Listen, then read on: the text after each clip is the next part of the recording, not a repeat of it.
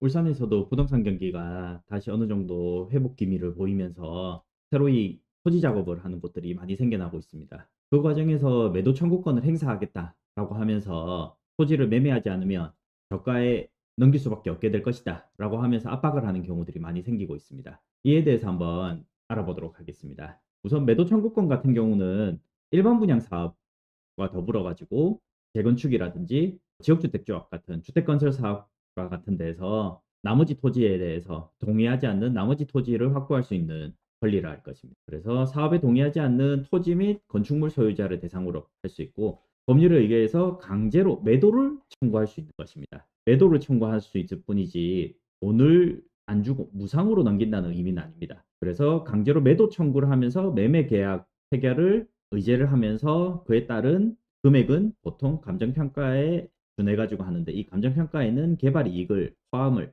해야 된다라고 하는 것이 기본적인 내용이라 할 것입니다. 뭐 이런 부분들은 뭐 노불량 주택 개량이라든지 뭐 다수 주거 생활 질 향상이라든지 뭐 공공복리적 성격 뭐 그리고 포함을 하고 있기 때문에 강제로 매도할 수 있도록 규정을 한 것이다라고 하면서, 다만 이는 국민의 재산권을 강제로 제한하는 것이기 때문에 엄격한 요건에서 이루어져야 된다라고 하는 것이 기본적인 내용이라 할 것입니다.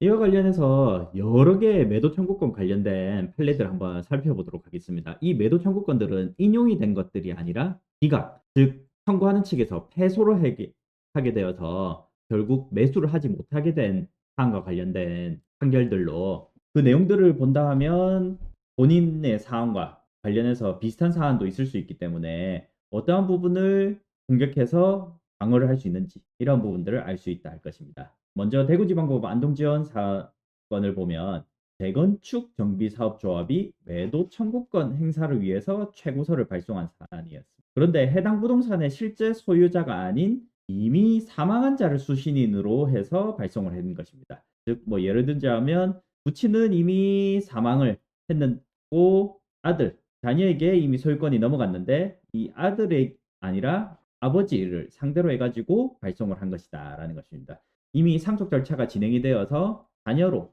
넘어간 상황에서 이미 사망한 부친을 상대로 해서 발송을 한 부분입니다. 소장 송달 역시 법령에서 정한 기한인 사업 시행 계획인가 고시일로부터 30일이라는 기간을 경과한 이후에 이루어진 부분이 있습니다. 그래서 법원은 수신인이 잘못 지정된 최고선은 법률에 따른 적법한 서면 촉구 효력을 발생 안 하기 때문에 매도 청구가 불가능하다라는 것인데, 이 재건축과 관련해 가지고는 사업 시행인가가 이루어지고 나면 이에 대해서 분양을 받을 것인지 신청을 받게 되고, 그 과정에서 분양에 신청 안 한 사람들에 대해서는 매도 청구를 행사할 수 있는데, 그 과정에서는 사업 계획인가 고시일로부터 30일 이내에 매도 청구를 해야 되기 때문에 이 분양과 관련해서 이미 분양을 하게 된다 하면 조합원으로서 들어가기 때문에 매도 청구는 취하를 하면 되는 것인데, 그렇지 않은 경우에서는 분양하지 않는 사람들은 매도 청구가 계속 진행되는 것이라고 것입니다. 그런데 이러한 기간을 지키지 않고 소장 송달을 통한 촉구 역시 법정 기한을 지나서 제기되었으므로 결국 무효다라고 하면서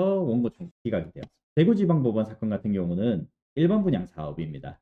일반 사업자들이 토지를 매매해가지고 토지를 구역을 확보한 다음에 아파트를 지어서 분양을 하게 되는 것인데, 그 중에서 일부 토지에 대해서 매도가 이루어지지 않은 사안에서 일부 토지주들에게 매도 청구를 행사를 했던 것인데, 사실관계와 관련해서 보면 주택건설 사업자가 토지 소유자에게 매수 협의용 내용 증명을 발송 후에 곧바로 반송이 되었고, 반송 직후에 즉각 법원에 소송을 제기를 했고, 소송 중에 상당 기간 동안 시가 감정을 미신청했습니다. 그리고 조정이라든지 여러 과정상에서 상대방의 합리적인 매매 가격을 제시했는데 압류 해지 요청 등을 사유로 거부를 했습니다. 그래서 이 원고 같은 경우는 사업자는 일방적인 금액만 고수를 했던 사안으로 법원은 3개월 이상 기간 동안 협의 규정은 실소유자를 보호하는 유일한 절차 규정이다라고 하면서 매도 청구권 행사 전 실질적이고 구체적인 사전 협의를 거쳤다라고 볼 수 없다라고 해서 원고 청구가 기각이 되었는데, 조금 더 내용을 보자 하면 예시 금액으로 들어드리면 10억 원이라는 금액을 처음에 제시를 했는데 실제로 그 이후에 시가 감정이 이루어졌는데 이 감정 금액은 15억 정도가 이루어졌습니다. 결국에는 감정 평가 금액에도 미치지 못하는 금액을 먼저 제시를 했던 것이고, 그 이후에도 15억이 나온 이후에도 금액을 감정평가 금액 정도만 제시를 한다든지 그보다 낮은 금액을 제시했을 뿐이지 더 높은 금액을 제시 안 받았고, 상대방은 이 감정평가 금액보다 다소 높은 20억 정도를 제시를 했는데 이것도 받아들이지 않고 단지 당시에 이 부동산에 대해서 압류 등이 걸려 있었기 때문에 이 압류 등의 해지를 어떻게 할 것이냐 이러한 부분들만 하고 20억에 대해서도 아무런 응답이 없었고, 그보다 뭐 15억보다 더 높은 금액을 제시한다든지 이런 것들이 아니라 그냥 20억만 일방적으로 거부했던 이러한 부분들이 있었기 때문에 실질적이고 구체적인 협의를 거치지 않았다라고 해서 매도 청구가 기각되었다 사례랄 것입니다. 부산지방법원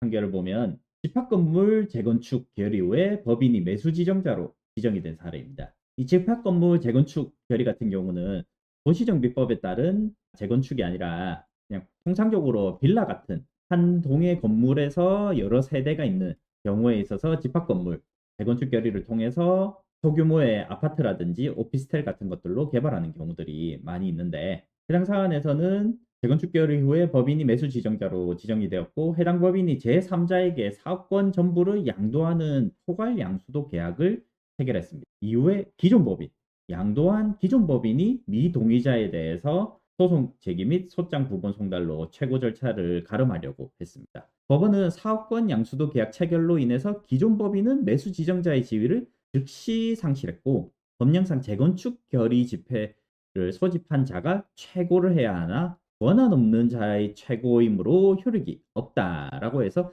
집회를 소집한 자가 최고를 해야 되는데, 이 법인 같은 경우는 매수 지정자로 지정이 되어 있을 뿐이지 권한 없는 자의 최고이므로 효력이 없다라고 해서 원고 청구는 기각이 되었습니다. 부산지방법원 동부지원 사례를 보면 원고가 관리단 집회를 통해서 매수 지정자 겸 공동사업 시행자로 선정이 되었고, 이후에 원고가 자발적으로 사업시행권 포기각서를 작성을 했습니다. 그 이후에 제3자에게 사업권을 양도하는 계약을 체결해서 사실상 사업시행을 전면 포기했다라는 거고, 이는 원고의 사정이고요. 법원은 구분 소유자들의 지정 합의는 원고가 재건축 사업을 직접 추진하는 것을 전제로 성립된 것이다 라고 하면서 사업을 포기한 것이 명백히 입증된 이상 원고가 매수 지정자의 지위를 유지한다고 볼 수 없다라고 해서 이 청구 기각이 되었습니다. 부산지방법원 서부지원 사례입니다. 매수 지정자로 선정된 원고가 재건축 반대 소유자들을 상대로 소송을 제기한 것입니다. 법정 사전 요건인 최고 절차로 별도 진행 없이 소장 부문 송달로 지도를 했습니다. 즉 별도 최고 절차를 거치지 않고 바로 소장 부분 송달했는데, 법원은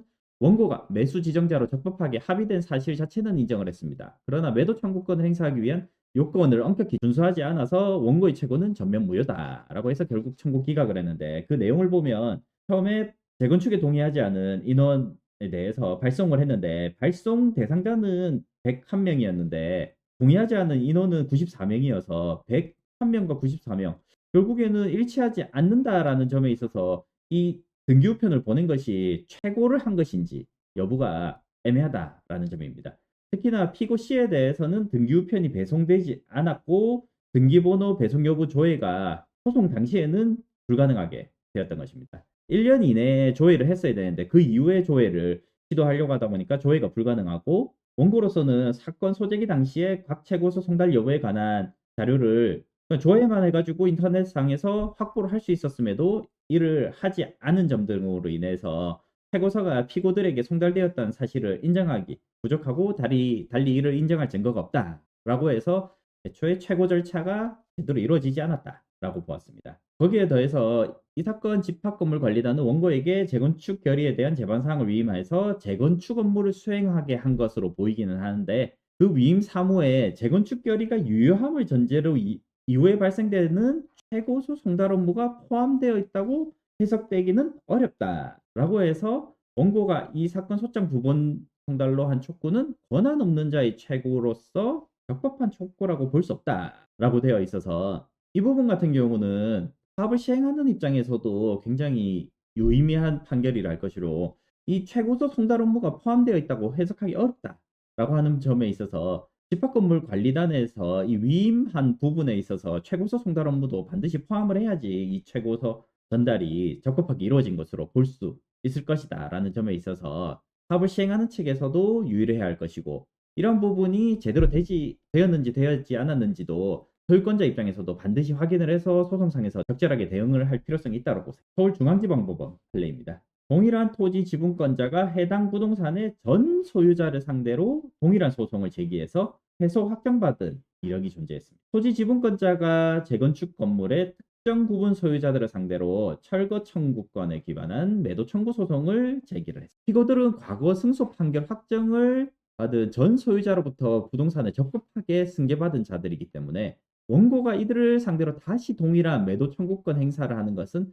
선행 판결의 기판력에 저촉된다는 점에 있어서 청구를 기각했습니다. A를 상대로 소송을 해서 패소 판결을 받은 이후에 A가 B에게 매수를 해서 다시 소송을 제기했다 하더라도 이 패소 판결의 효력이 그대로 미치기 때문에 B를 상대로는 비판력에 저촉되는 소송을 할 수 없다라고 해서 결국 기각이 된 거다라고 보시면 될 것 같아요. 수원지방법원 안산지원 사례를 보면 건물관리단 재건축 결의에 따라 지정된 매수 지정자가 소유권자를 상대로 해서 매도 청구권 소송을 제기했습니다. 한편 별개로 진행된 관련 소송에서 해당 재건축 결의가 의결 종족수 미달로 무효라는 판결이 확정이 되었습니다. 재건축 결의가 의결 종족수의 미달로서 무효이기 때문에 이 재건축 결의가 유효함을 전제로 한 매도 청구권은 원천적으로 행사가 불가능하다라는 것입니다. 그래서 기각이 되었습니다. 울산지방법원 판결입니다. 지역주택조합이 사업 내 부지, 부동산 소유권 확보를 위해서 피고를 상대로 해서 매도 청구권 소송을 제기했습니다. 토지 대장을 확인해 보니까 피고는 1912년에 해당 토지를 사정받은 인물로 확인이 되었습니다. 피고는 해당 인물의 생존 여부를 확인할 어떠한 자료도 제출을 하지 않았습니다. 법원에서는 소재기를 기준으로 토지를 사정받은 지 111년 이상 경과하였기 때문에 이미 사정을 받았다라고 한다면 이미 성년자의 가능성이 높기 때문에 이 성년자의 플러스 111년이 지났다라고 하면 아마 우리나라에서 살아 계시다면 매우 유명한 사람이 되었을 것이기 때문에 아마 그러한 사정이 전혀 없다는 점에 있어서 피고가 소재기 이전에 이미 사망하였음이 경험칙상 넉넉히 추인된다라고 해서 사망한 사람을 상대로 한 소송은 부적법하다라고 해서 각하 판결이 이루어졌습니다. 결국에는 이 사정받은 토지에 대해서 상속인을 찾아야지 해결이 날 수 있다 할 것입니다. 만약에 이러한 부분들이 확인이 되지 않는다라고 했을 경우에 있어서는 결국에는 상속재산 관리인을 선임해서 소송을 진행을 했어야 되는 것이 아닌가 보입니다. 또 다른 울산지방법원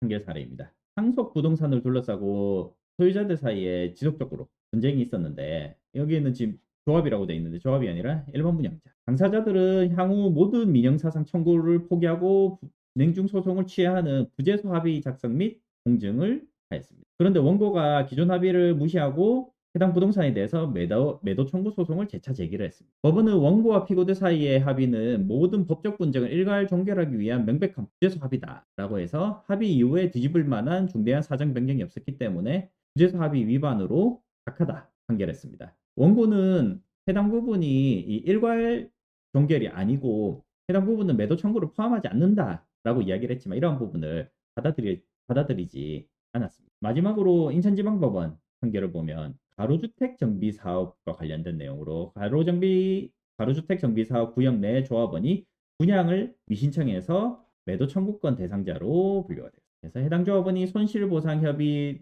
하지 않고 사업 지연을 이유로 매매계약 성립을 일방적으로 주장을 했습니다. 이 사안에서는 조합원이 조합을 상대로 청구를 한 사안입니다. 조합을 상대로 매매 대금 지급을 구하는 소송을 제기를 했는데 법원은 정비사업 특성상 인허가 절차 등 일정 지형은 통상적으로 발생하고 관할 관청의 인가 취소 움직임도 없어서 사업 목적 달성이 불가능하다고도 볼 수 없다라고 하면서 신탁계약이 이미 해지되었다는 듯 원고의 주장도 근거가 부족하다라고 하면서 원고의 청구를 기각했습니다. 조합에 먼저 청구하는 것이 사실 어려운 부분들이 있다. 매도 청구와 관련해서는 어려운 부분이 있다라고 보셔야 될 것 같습니다. 여러 가지 내용들을 보았는데 여러 가지 사업 종류에 따라서 그 절차라든지 내용들이 조금씩 다른 부분들이 있기 때문에 이 매도 청구라는 큰 틀 안에서 여러 가지 판례들을 소개시켜 드렸지만 모두 다 동일하게 적용되는 것은 아니다라는 점에 있어서 본인과 유사한 사업 구조라든지 내용들을 참고하셔 가지고 적절하게 활용을 하시면 좋을 것 같고 매도 청구라고 해 가지고 무조건 다 청구하는 원고 측에서 이기는 것만은 아니다라는 점을 잘 확인하실 수 있었을 거라고 보입니다. 여기까지입니다.